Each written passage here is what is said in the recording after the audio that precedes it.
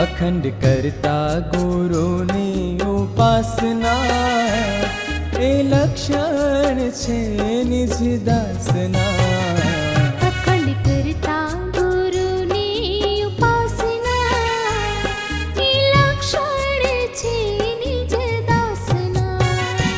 એ ભોગી ગુરુ ચરણ સુવાસના એ લક્ષણ છે નિજ દાસના.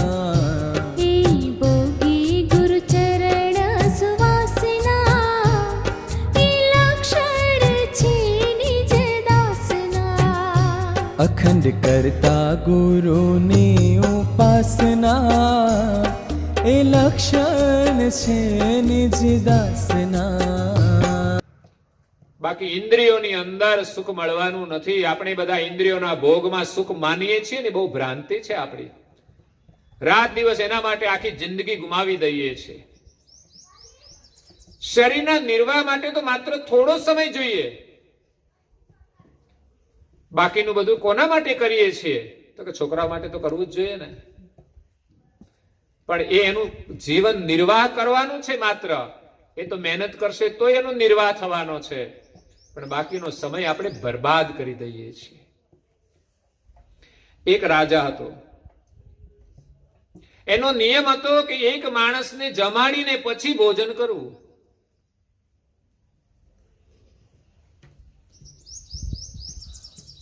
ખરેખર તો કોઈને જમાડવું તો જોઈએ. પછી ભલે કૂતરાને જમાડીએ, પણ કોઈને જમાડવું જોઈએ જો આપણને આપ્યું હોય તો. કારણ કે વાયુ હશે તો કોઈક દિવસ આપણને મળશે, અને જે કર્મ કરીએ છીએ એવું જ એનું ફળ મળે છે. તો રાજાનો નિયમ હતો કોઈ પણ અતિથિને અભ્યાગતને જમાડીને ભોજન કરવું. એક દિવસ રાજા એના મંત્રીઓ સાથે જંગલમાં શિકાર કરવા માટે નીકળી જાય છે. ત્યાં જમવાનો સમય થયો એટલે એમની સાથે વ્યવસ્થા હતી, તો ભોજન બનાવ્યું અને મંત્રીને કહ્યું કે કોઈ અતિથિને જમાડી દો. મંત્રી કે આ જંગલમાં ક્યાં અતિથિ લેવા જવો? પણ રાજાનો હુકમ થાય એટલે પછી તો જંગલ પણ શોધવું પડે. જંગલમાં નીકળી પડ્યા મંત્રીને બધા માણસો. કોઈ મળ્યું નહીં, પણ એક મહાત્મા ધ્યાનમાં બેઠેલા હતા, તપ કરતા હતા. એમની પાસે જઈ અને આ જે ભોજન બનાવેલું હતું એ મહાત્મા તો ધ્યાનમાં હતા, સમાધિમાં હતા, પણ પોતાની હાથે જબરજસ્તીથી મુખ ખોલીને અંદર ભરી દીધું અનાજ, ભોજન. આ તો વાસ્તવિક ના કહેવાય, ન્યાયિક ના કહેવાય. પણ એને એમ થયું કે આપણે જમાડી દીધું. અને પછી મંત્રી ને બધા રાજા પાસે આવ્યા અને રાજાને બધી વાત કરી કે બીજું કોઈ ન મળ્યું, પણ એક મહાત્મા બેઠા હતા સમાધિમાં, એ જાગ્યા નહીં.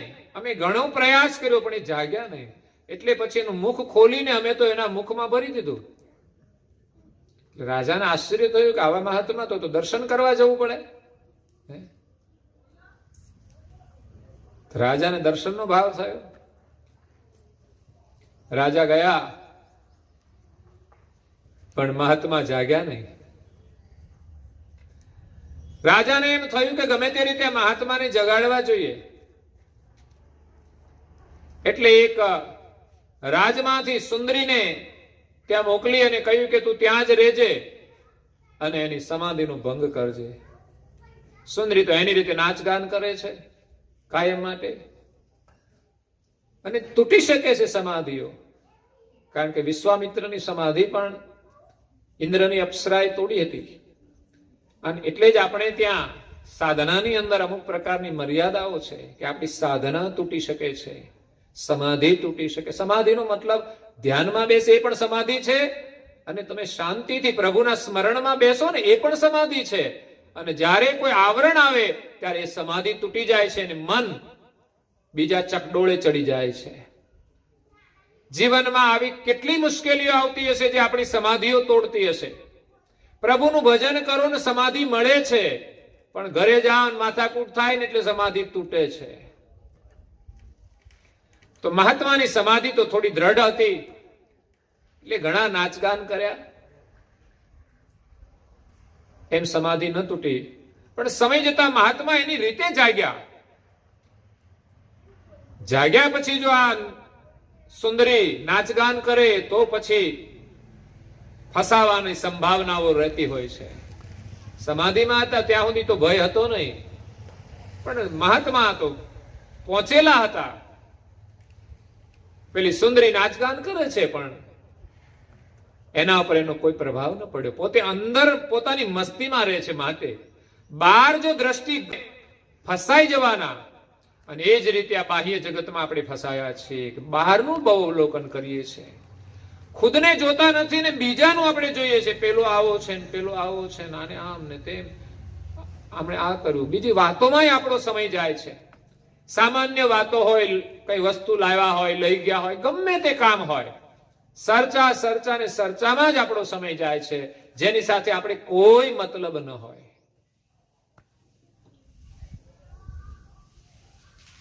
મહાત્મા તો મસ્તીમાં છે. રાજા એક દિવસ આવે છે વિચરણ કરવા માટે. રાજાએ ત્યાં બધી જ વ્યવસ્થા કરી છે, સુવિધા સગવડ બધું જ કર્યું છે. રાજાએ આવીને મહાત્માને પૂછ્યું, મહાત્મા કેવી રીતે દિવસ જાય છે? તો બસ જીવન ગુજારું કરું છું, બસ બીજું કઈ વિશેષ છે નહીં. અરે આટલી બધી વ્યવસ્થા છે છતાંય માત્ર જીવન ગુજારો છે? હા કે છે બસ. અને આખર તો જીવન નિર્વહન જ કરવાનું છે. એ સિવાય તો મન આપણું પ્રભુના સ્મરણમાં લગાવવાનું છે. બાકી તો બિનજરૂરી વસ્તુ ખરેખર જેટલી લાવીએ છીએ એટલી બધી ઉપાધિ જ છે. આપણા જીવનનો સમય એને મેળવવા માટે બરબાદ થાય છે, એને ભોગવવામાં બરબાદ થાય છે, એને સાચવવામાં બરબાદ થાય છે, અને છેલ્લે એને છોડવાનું થશે તો આપણને અધોગતિમાં લઈ જશે. આ નક્કી જ છે. જેટલી વાસના બંધાય છે એટલી જ અધોગતિ છે. સંસારની નશ્વર ચીજોમાં આપણે વાસના બાંધીએ છીએ. પરમેશ્વરને ભૂલીને, પરમ ગુરુનું સ્મરણ ભૂલીને આપણે ક્યાં મહત્વ સમજીએ છીએ કે પરમ ગુરુ દિવ્ય દેહ ધારણ કરીને કૈવલ ધામમાંથી અહીં સુધી આવ્યા છે, અને આપણે 84 ના ચક્કરમાંથી ફરતા ફરતા અહીં સુધી આવ્યા છીએ. આ બંનેનું મિલન એ બહુ યુગો પછી થાય છે. અને એમાંય થોડો અવસર મળી જાય તો લાભ લઈ લેવો જોઈએ. થોડું થોડું તો આપણે કરી જ શકીએ, બાકી કઈ વસ્તુ કામમાં લાગવાની નથી. જીવન નિર્વહન જ કરવાનું છે. રાજાને સમજાયું નહીં કે આ મહાત્મા શું કે છે. પણ સમય જતા એક દિવસ રાજા બીમાર પડ્યો. બીમાર એટલે પથારીવશ થઈ ગયો. કોઈને પથારીવશ જોઈએ ને તો દુઃખ બહુ થાય છે, પછી વૃદ્ધ હોય કે યુવાન હોય. બહુ ખતરનાક અવસ્થા છે. અને આવી પરિસ્થિતિ વારંવાર આવે છે. જન્મવાનું મરવાનું, એ દુઃખ વારંવાર સહન કરવાનું છે. બધા જ દુઃખ માટે વ્યવસ્થા કરીએ છીએ, પણ મરવાનું જે દુઃખ છે એના માટેની કોઈ તૈયારી નહીં. કે છેલ્લે સમયે આપણે હરિનું નામ લઈએ એવો એક અભ્યાસ કરી લઈએ. રાજા બીમાર થયા ત્યારે સંદેશો મોકલ્યો મહાત્માને. તો મહાત્મા રાજમહેલની અંદર આવે છે. મહાત્મા રાજાને પૂછે છે, કેમ છે રાજા? તો કે બસ દિવસ કાઢું છું. એટલે આટલો બધો રાજ વૈભવ છે, શા માટે દિવસ કાઢે છે? પણ આજે રાજાને વાત સમજાઈ ગઈ કે માત્ર આ બધું મારે કરવાનું શું? હવે તો માત્ર જીવન નિર્વાહ થાય એનાથી જ મને મતલબ છે, બાકી આ કશા કામનું છે? ક્યારેક ક્યારેક આપણા જીવનમાં આવા અનુભવો આવશે, ત્યારે વિચારજો કે આ બધી જ વસ્તુઓનું આપણા માટે શું મહત્વ છે. અને પરમ ગુરુ આપણને અમૂલ્ય જ્ઞાન આપી ગયા છે, જેના માટે સમય કાઢજો. 15-20 મિનિટ ગ્રંથનું અધ્યયન કરવા માટે, 15 મિનિટ સવારે પ્રાર્થના કરવા માટે, 15 મિનિટ ધ્યાન કરવા માટે, અને કોઈ સેવાનો અવસર મળે તો તનથી પણ કરજો અને મનથી કરજો. એવું નહીં કે કરવું પડે એટલે. અને ધન પણ પરમ ગુરુની સેવામાં વાપરજો. 10મો હિસ્સો દરેક નો આપણે સેવા કાર્યમાં જોડવાનો છે. જો મળ્યું છે એમાંથી કંઈક વાવીશું તો પુનઃ આપણને મળશે. તો અહીંયા કોઈ અનુભવી છે એ પરમ ગુરુને ઓળખે છે. બીજા કવિ બહુ બોલે બચી. આ સંસારમાં ઘણા બધા કવિઓએ ભગવાન વિશે, પરમાત્મા વિશે ઘણું બધું વર્ણન કર્યું છે. વ્યાપક હરિ કહે મનના રચી. પોતાની મનની ભાવના પ્રમાણે મનના બનાવેલા ભગવાનને પોતે વ્યાપક કહેતા હોય છે. જે માપકને વ્યાપક સાથે જોડી દીધા છે કવિઓએ. અને કવિઓનું કામ છે નાનાને મોટું કરીને બતાવે, રજનો ગજ કરીને બતાવે. કવિઓની કવિતાઓની અંદર વિશેષ ઉપમા જ હોય. કોઈ વ્યક્તિ હોય એને એટલો સુંદર વર્ણનથી બનાવી દે કે આપણને એમ થાય વ્યક્તિ કેટલી સુંદર હશે, એના દર્શન કરવાની ભાવના થઈ જાય. એમ કવિઓએ કવિતાના રૂપમાં જે વર્ણનો કર્યા છે માપકના વ્યાપકની અંદર, એને લઈને પરમ ગુરુને કોઈ જાણતા નથી. આજે પણ પરમ ગુરુનું જ્ઞાન કોઈને આપે કોઈ સમજી શકતા નથી. કારણ કે બધા માપકમાં બંધાઈ ગયા છે. આગળના મહાપુરુષોએ જે મહાકાવ્યોની રચનાઓ કરી, મહાભારત, રામાયણ, આ બધા જ મહાકાવ્યો છે જેમાં ઉપમાઓ આપીને પરમેશ્વરની સ્થાપનાઓ કરી છે. હા, જે છે એ પ્રમાણે એનું વર્ણન કરે તો વાંધો ના આવે, પણ એને પરમેશ્વર માની લીધા એટલે વાસ્તવિક જે સર્જનહાર છે એનો સંદેશ લઈને જે આવ્યા છે એને કોઈ ઓળખતું જ નથી. એનું જ્ઞાન મળે તો એ લોકો સ્વીકારતા નથી. અમે કુંભ મેળામાં ગયા, એક મહાત્માને કહ્યું, ચર્ચા થઈ, તમે પરમ ગુરુ કરુણાસાગર મહારાજ 5મો વેદ લઈને આવે. મને કે 5મો વેદ છે જ નહીં કે છે. કોઈ ન માને કે ના પાડે એથી કે એનું અસ્તિત્વ નષ્ટ થતું નથી, પણ પરમ ગુરુના શરણમાં ગયા સિવાય કોઈનો ઉદ્ધાર થવાનો નથી. ઉપાસકને સૌની હદ, દરેક લોકો જે ઉપાસના કરે છે એની ઉપાસનાની હદ છે.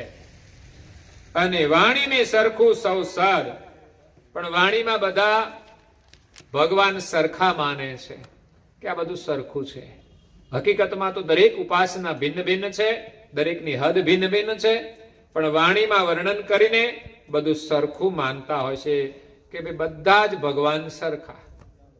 ભગવાન જ એક છે તો પછી બધા ભગવાન કઈ રીતે થાય છે?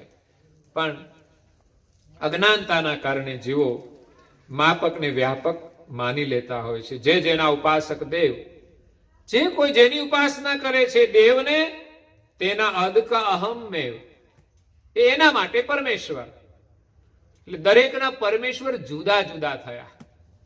પછી તો આમાં પરમેશ્વર જ્ઞાતિવાદ થઈ ગયો કે કોઈ જ્ઞાતિમાં કોઈ મહાપુરુષ થાય ને તો આ અમારા ભગવાન.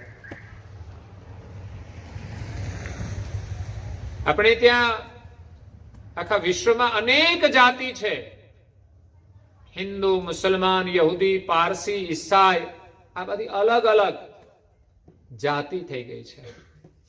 બધાના સર્જનહાર એક છે. પરમ ગુરુએ જાતિવાદથી ઉપર ઉઠીને સર્જનહારની સ્થાપના કરી છે. આમાં કોઈ જાતિવાદનું વર્ણન નથી. કોઈ એમ ના કહે કે અમારી જ્ઞાતિમાં થઈ ગયા. પરમ ગુરુ બધે જ પ્રગટ થયા છે, પણ જગતના જીવો પોતપોતાના ઈષ્ટને, દેવોને એ વિશેષ પરમેશ્વર માને છે.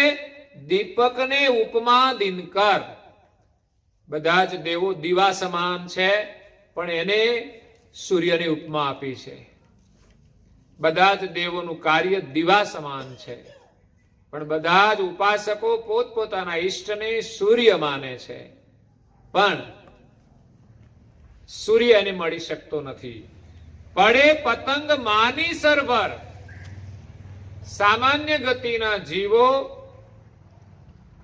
દીવાને, દીવા સમાન દેવોને સૂર્ય માનીને એમાં પડે છે. જેમ પતંગિયું એનો પ્રેમ સૂર્ય સાથે છે, કુદરતી પ્રકાશ સાથે છે, પણ અહીંયા કોઈ દીવો જોવે ને તો દીવો જોઈને એની નજીક આવી જાય, એને એમ લાગે કે આ સૂર્ય છે, પણ એ સૂર્ય નથી.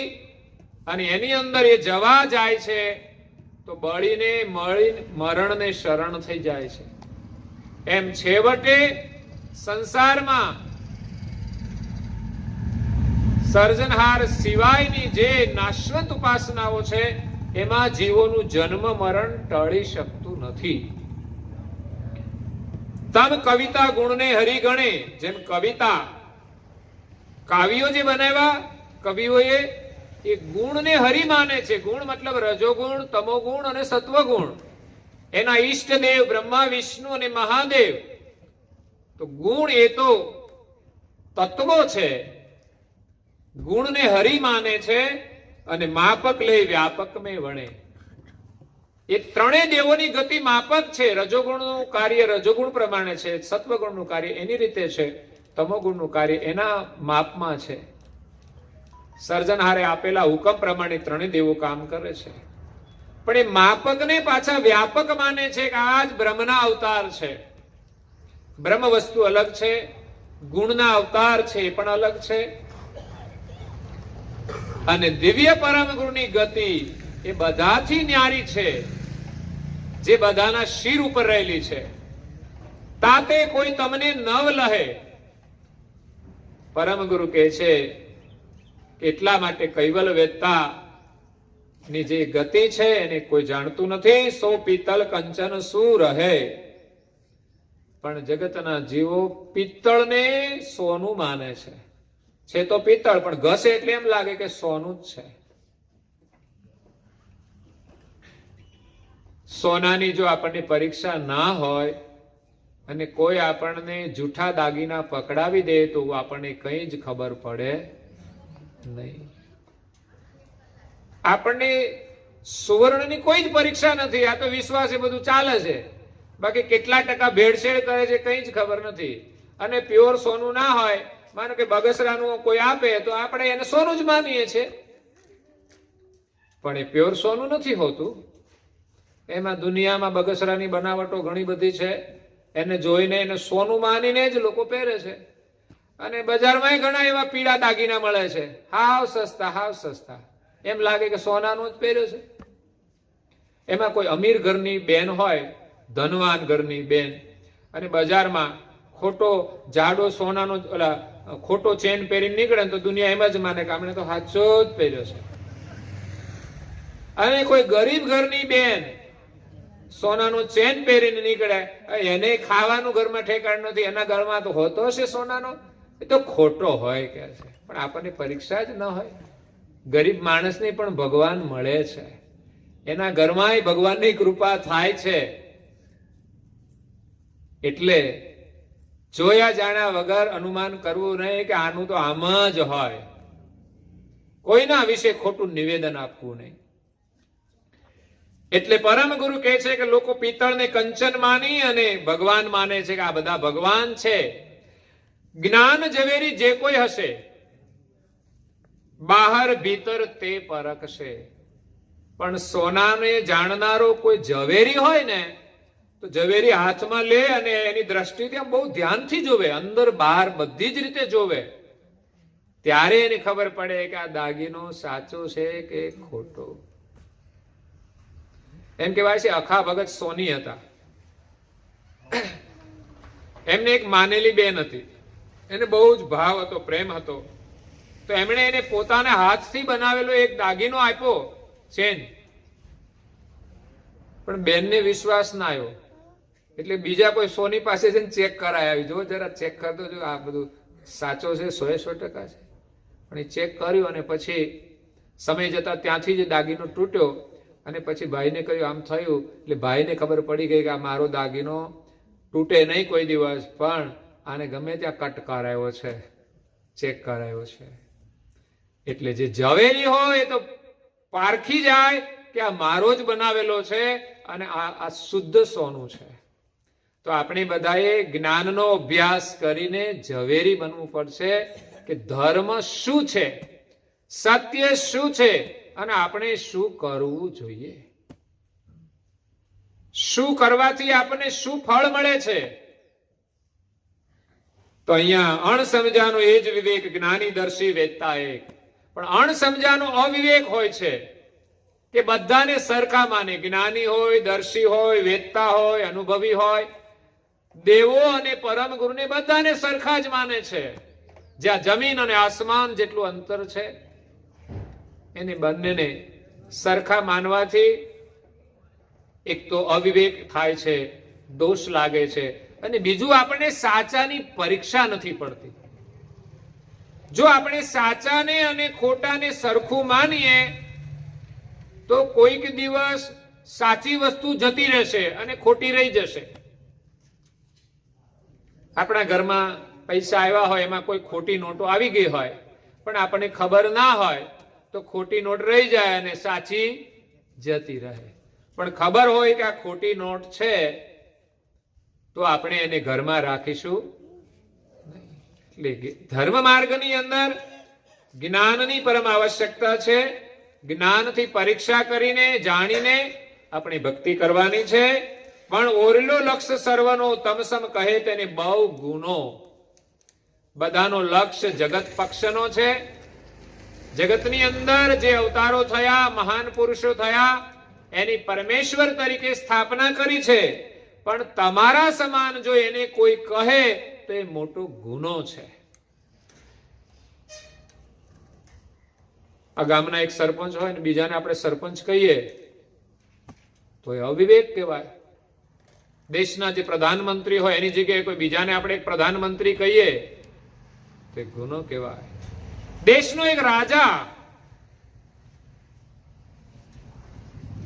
અને એમની કોઈ રાણી, હવે રાણી સાથે કોઈ બીજી વ્યક્તિ બનાવટી રાજા બની અને એની હારે સંબંધ જોડે તો એ અવિવેક કહેવાય. પોતે રાજા બનાવટી બન્યો છે કે હું રાજા છું અને રાણી સાથે સંબંધ જોડે તો અવિવેક. પણ અસલી રાજાને ખબર પડી જાય તો શું થાય? તો કે નકલી રાજાને દંડ થાય, શિક્ષા થાય. એમ આ દુનિયાની અંદર સર્જનહાર સિવાયના જેટલા નકલી ભગવાન છે, જે આજે માણસોને પણ લોકો ભગવાન માને છે, તો એ બધા જ નકલી રાજા સંસાર સાથે સંબંધ જોડે છે, પોતાને મોટા મનાવે છે. સંસાર એ રાજાની રાણી છે, એ રાજાનો છે આ સંસાર. આપણો કોઈ અધિકાર નથી એમાં. મારું કહેવાનો અધિકાર નથી. મારું કહ્યું એટલે માર પડવાનો જ છે. આપણું રહેવાનો એટલે ક્યારેય ભૂલ ન કરતા કે આ બધું મારું છે, ભગવાનનું છે, આપણને મળ્યું છે અને એનો યોગ્ય ઉપયોગ કરવાની આપણી ફરજ છે. પણ મારું રાખીને જો પકડી રાખ્યું તો મુશ્કેલીઓ આવશે. કારણ કે આ સંસાર આપણો નથી, આપણું કશું જ બનાવેલું નથી. આપણે આ બધું છોડીને ચાલ્યા જવાના છીએ. આ તો સર્જનહારનું છે, એમણે આપ્યું છે, તો એનો ઉપકાર માનીને એનું ભજન કરીએ તો સુખી થઈશું. નહીં તો આ સંસાર આપણને સુખી નહીં થવા દે, ભૂલા પડી જઈશું. તો અહીંયા દિવ્ય પરમ ગુરુ કહે છે કે જે કોઈ પોતાની સર્જનહાર માને તો એ મોટો ગુનો છે. માટે કહું નિર્ધાર જ્યાં સુધી જેનો અધિકાર. બધા જ દેવોનો જે અધિકાર છે એ પ્રમાણે પરમ ગુરુ બહુ વિસ્તારથી સમજ આપે છે કે આ જગતના કરતા કૈવલ છે અને બીજા બધા દેવોનો જે જે અધિકાર છે એ અધિકાર પ્રમાણે એની ઓળખ કરાવે છે.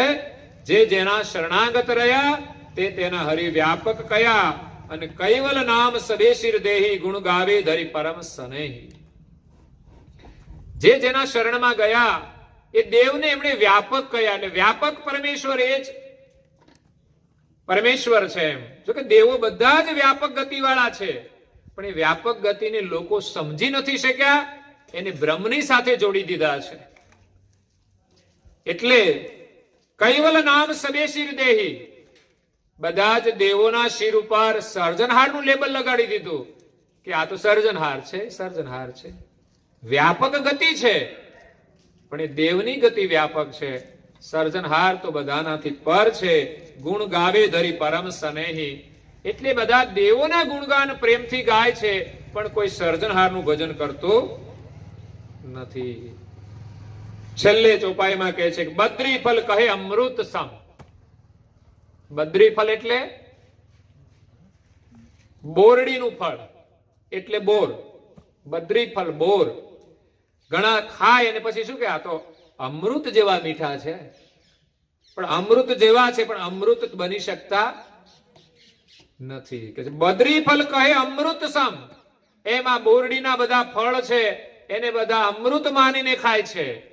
વાસ્તવમાં અમૃત તો છે નહીં. એમાં ઉપમા આપી અમૃતની, આ તો મધ જેવું છે પણ મધ નથી હોતું.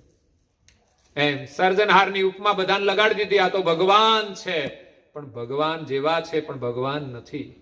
ઉપમા આપી છે, કૈવલ ઉપમા સૌ શિર. એમ જગતના સર્જનહાર જે કૈવલ છે એ સર્જનહારની ઉપમા અનેક ઉપર લગાડી દીધી છે. એટલે સાચા સર્જનહાર ભૂલાઈ ગયા છે. સૌના દેવ વ્યાપક જે વેદ સમજાવી સંશય કરું છે. બધા પોતપોતાના ઈષ્ટને વ્યાપક માને છે. તો દિવ્ય પરમ ગુરુ કહે છે હું સમજાવીને તમારા સંશયનું નિવારણ કરીશ કે આ દેવોની ગતિ વ્યાપક કેવી રીતે છે. એ લોકો જે વ્યાપક કહે છે એની વાત કંઈક ટકા તો સાચી છે, પણ જે કરતા માને છે એ એની ભૂલ છે. એટલે કુબેર સ્વામી આગળના અંગની અંદર એ વાતને સમજાવે છે. વિશેષ આપણો સમય થાય છે તો પરમ ગુરુનો મહિમા જાણીને બસ એટલું જ નિવેદન છે કે આપણે થાય એટલું પરમ ગુરુનું ભજન કરી લઈએ. આવો અવસર ફરી નહીં મળે. મહાસુદ બીજ આવે છે એટલે માત્ર ઉજવણી કરીને આપણે કાર્યક્રમ પૂરો નથી કરવાનો. આપણા માટે મહી બીજ એટલે નૂતન વર્ષનો દિવસ, નવા સંકલ્પ કરવાનો દિવસ, આશીર્વાદ લેવાનો દિવસ. આપણે જાગવાનું છે. પરમ ગુરુ આપણે જગાડવા માટે આવ્યા છે. પરમ ગુરુનું જ્ઞાન શ્રવણ કરીને આપણે આશીર્વાદ લેવાના છે. એટલે ગામના તમામ ભાઈ બહેનોને નિવેદન છે કે માત્ર એટલું ના સમજો કે આપણે ત્યાં શોભાયાત્રા આવે એટલે આપણે સ્વાગત કરી દઈએ એટલે આપણી મહીબીજ થઈ ગઈ, અને બીજા નંબરમાં જ્યાં રસોડું હોય એનું સરનામું લઈ લઈએ એટલે ત્યાં ભોજન લઈ લઈએ તો આપણી મહીબીજ થઈ ગઈ. મહીબીજનો લાભ લેનારા લે છે, રસોડું કરે એ લઈ લે, અને બીજા પણ પ્રવૃત્તિમાં જે સેવા આપે છે તનથી, મનથી, ધનથી, એ પણ આશીર્વાદ લઈ લે છે. એમાં બગીની પણ સેવા લોકો આપતા હોય છે, પછી બેન્ડવાજા પણ લાવતા હોય છે તો એની પણ સેવા હોય છે. તો આપણા ઘરે તમે આવો છો તો તમે પણ તમારી સેવા આપતા હો છો. પણ મુખ્ય કામ છે મહીબીજ વ્રત કરવાનો, અને એ આપણે બધાએ કરવાનું છે કે પૂર્ણ નેમી બનીને મહીબીજનું વ્રત કરીએ. ઉપવાસ માટે હું ખાસ પ્રતિબંધ નથી આપતો, પણ પરમ ગુરુના જે નિયમ છે એ તો બધા અવશ્ય પાળજો. સવારે વહેલા ઉઠવાનો, નાહી ધોઈ પ્રભાત ફેરીમાં જવાનો, નાહી ધોઈને પછી પરમ ગુરુની પૂજા, કપાળમાં તિલક, ઉપાસના અને ધ્યાન ભજન આટલું અવશ્ય કરીને પછી આપણે આગળનો કાર્યક્રમ કરવાનો. તમારે ઘરે જ કરો તોય ભલે અને મંદિરમાં આવીને કરો તો પણ ભલે. ત્યાર પછી પરમ ગુરુના પ્રાગટ્યનો સત્સંગ શ્રવણ કરીશું. સત્સંગ શ્રવણ કર્યા પછી એની આરતી જેને લાભ લેવાનો હશે એ એની ઉછામણી હોય એનો લાભ લેશે.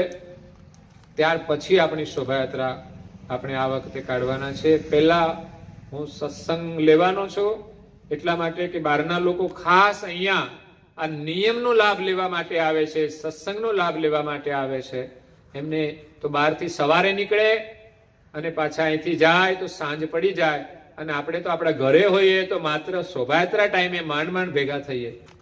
એટલે મારું તો કહેવાનું છે કે લોકો અહીં આવવા માટે જો સવારથી નીકળતા હોય તો તમારે પણ સવારે વહેલા ઉઠીને નીકળી જવાનું, દરેક નિયમમાં જોડાવા માટે. તમારા ઘરમાં અનુકૂળતા હોય તો પરિવાર સાથે સમૂહમાં ઉપાસના કરજો. ધ્યાન ભજન પણ ભેગા બેસીને કરજો કે આજે પેલા નિયમ પાડો અને પછી જ બીજું ઘરનું કામ કરવાનું. સત્સંગ પૂરો થયા પછી શોભાયાત્રા પૂરી થાય, આરતી દર્શન થાય પછી તમારે ભોજન પ્રસાદ લેવાનું હોય. અને એક મારી પ્રાર્થના છે કે આ વખતે દરેક પરિવારના સભ્યો, ભાઈઓ અને બહેનો સંધ્યા આરતીના દર્શન માટે મંદિરની અંદર આવે અને દરેક પોતાનો એક એક દીપક લેતા આવે. મને ખબર પડશે કે તમારા ઘરનો દીપક આવ્યો છે, તમારા ઘરમાં દીવો થાય તમારા ઘરમાં અજવાળું થાય. નહીં તો દીવા તો હું કરું છું, પણ હવે મારે તમારા તરફથી એક દીવો લાવવાનો છે. એટલે દીવો લઈને તમે આવજો. કોડિયા અહીંથી લઈ જજો, આપણી પાસે છે, પણ દીવો પૂરીને તમે લાવજો ને અહીંયા આવીને તમે જ પ્રગટાવજો તમારો દીવો. જેટલા વર્ષ થયા છે એટલા દીવા આપણે પ્રગટાવીએ છીએ, તો મને લાગે છે એક ઘરમાં 2 દીવા આપવા પડશે, એક ભાઈઓનો ને એક બહેનોનો. એટલે 200-250 દીવા આપણે ત્યારે કરી શકીશું. અને બધાની હાજરી મંદિરમાં હોય મહત્વની છે. એટલે બધા જ પોતાના તરફથી ભાઈઓ અને બહેનો એક દીવો લઈને આવે, અને એ રીતે આપણે સંધ્યા આરતી દર્શનનો લાભ લેવાનો છે. પણ તો આજે કૈવલધામવાસી સદગદાત્મા શારદાબેન, એમની પાવન સ્મૃતિમાં એમના સુપુત્રો શ્રી મિતેશ કુમાર અને જીતેન્દ્રભાઈ, બંને ભાઈઓની હાર્દિક ભાવનાથી આજે એમની માતૃશ્રીને સત્સંગ પારાયણ દ્વારા શ્રદ્ધાંજલિ આપી છે. ખરેખર સાચી શ્રદ્ધાંજલિ છે. સદગત આત્માની પરમ શાંતિ મળે, પરમ ગુરુનું સાનિધ્ય મળે, પુનઃ માનવનું જીવન મળે અને જન્મો જન્મ પરમ ગુરુની ભક્તિ મળે, એ જ આપણે તો પ્રાર્થના કરીએ છીએ. ને એના માટે આ પારાયણ છે. અને વિશેષ પારાયણ એમના માતૃશ્રીના અંતિમ આ આશીર્વાદ છે કે એમના પાછળ જે પારાયણ થયું છે એ બાળકોના માટે આશીર્વાદ રૂપ થાય અને એનો પરિવાર સુખી થાય. અને એ ખરેખર આ પારાયણના લાભથી પરિવાર સુખી થાય છે. આ સત્સંગને પુનઃ સાંભળશો તો પણ પરમ ગુરુના આશીર્વાદ તમને મળતા જ રહેશે. એટલે ખૂબ ખૂબ ધન્યવાદ છે પરિવારને. માતાના ઋણમાંથી જો કે આપણે બીજી કોઈ રીતે છૂટી શકીએ તેમ નથી, પણ આધ્યાત્મિક જે કાર્ય છે એ જ તમને માતાના ઋણમાંથી છોડાવી શકે. એટલે માતા પિતાની સેવા કરજો, એનો આદર કરજો. માતા પિતા એ આપણા ઘરના ઈશ્વર છે અને એની સેવા કરીશું અને એમના આશીર્વાદ હશે તો પરમેશ્વર પ્રસન્ન થશે. નહીં તો મને નથી લાગતું કે સપનામાંય પરમ ગુરુ આવે. માતા પિતા પ્રસન્ન નહીં હોય તો આપણને સ્વપ્નમાંય પરમ ગુરુ નહીં મળે. એટલે મા બાપને સાચવવામાં ક્યારે આપણા મનમાં ખેદ ન હોવો જોઈએ. એક મા બાપ 7 સંતાનોને ઉછેરીને મોટા કરી શકે, એ મા બાપને સાચવવા માટે આપણે ભેદ ના રહેવો જોઈએ. મા બાપને સાચવવા એટલે આપણા માટે એક આશીર્વાદ છે. ઉલટાનું આપણે એમ કેવું જોઈએ કે ના, બાપુજી કે બા તો મારા ભેગા જ રહેશે. પછી ઘરમાં બહેનો હોય તો પણ, કારણ કે ભાઈઓ કે પણ બહેનોની પાછી અનુમતિ જોઈએ ને. તો બેન કે 1 વાર રાખો એમના ભેગા, તો એમને ખબર પડે, બધાને ખબર પડી જાય. તો પણ આપણે તો એમ ખબર નથી પાડવાની, આપણે તો સેવાનો લાભ લઈ લેવાનો. બાકી તો જે કરશે એને લાભ મળવાનો છે, બાકી ખબર તો પડી જ જવાની હોય છે. સેવા કરીએ એટલે ખબર પડી જાય કોની લાગણી કેવી છે. એટલે મા બાપને સાચવવા એ એક મોકો મળ્યો છે. બાળપણમાં જેમણે કેવી રીતે મોટા કર્યા છે એ તો બધાનો અનુભવ હોય છે. તો વૃદ્ધાવસ્થાની અંદર એને સાચવવા એ કઈ બહુ મોટું કામ નથી. પણ કઈ પથારીવશ હોય ને સેવા કરવાની હોય તો પછી આપણે કેવી રીતે કરી શકીએ. એટલે ખરેખર મા બાપ એ તો આપણા માટે પરમેશ્વરનું રૂપ છે. એને ક્યારેય દુઃખ ન થવું જોઈએ. એમની આજ્ઞા લઈને તમારે કાર્ય કરવું જોઈએ, એમના આશીર્વાદ લઈને કાર્ય કરવું જોઈએ. મા બાપ છે એવો આદર આપણા ઘરમાં એનો હોવો જોઈએ. એ જ આપણી સાચી ભક્તિ છે. તો આપ સૌને ખૂબ ખૂબ પરમ ગુરુના આશીર્વાદ છે. અને અહીંયા આપણે કથાને વિરામ આપીએ છીએ. અસ્તુ સત કૈવલ સાહેબ જય. જય. श्रीमंत करुणा सागर महाराज की जय पूज्य श्री नारायणदास जी महाराज की जय श्री सब कोयराचार्य महाराज की जय श्री सब संतन की जय श्री सब देवन की श्री ज्ञान संप्रदाय की जय श्री गुरु गादी सारसापुरी की जय श्री केवल धाम की जय कथा पूर्णावती का सत केवल साहेब सत केवल साहेब सत साहेब केवल हंसो सत केवल साहेब बोलो जो આજુબાજુ સૌને પ્રેમથી કહેજો બે હાથ જોડીને સત કેવલ સાહેબ સત કેવલ સાહેબ પરમ ગુરુએ આત્માને શાંતિ મળે વ્યોમ કે સુખ સ્વર્ગના આશા ઉરે એવી નથી દ્યો દેહ દુર્લભ માનવીનો ભજન કરવા ભાવથી સાચું બતાવી રૂપ શ્રી પ્રભુએ હૃદયે સ્થાપજો પરમ ગુરુએ આત્માને શાંતિ સાચી આપજો પરમ ગુરુએ આત્માને શાંતિ સાચી આપજો શ્રીમદ કરુણા સાગર મહારાજ કી कैवल धाम की जय श्री अविचल दास जी महाराज की जय सत केवल साहेब सत केवल साहेब जय करुणानिधि प्रभु जय करुणानिधि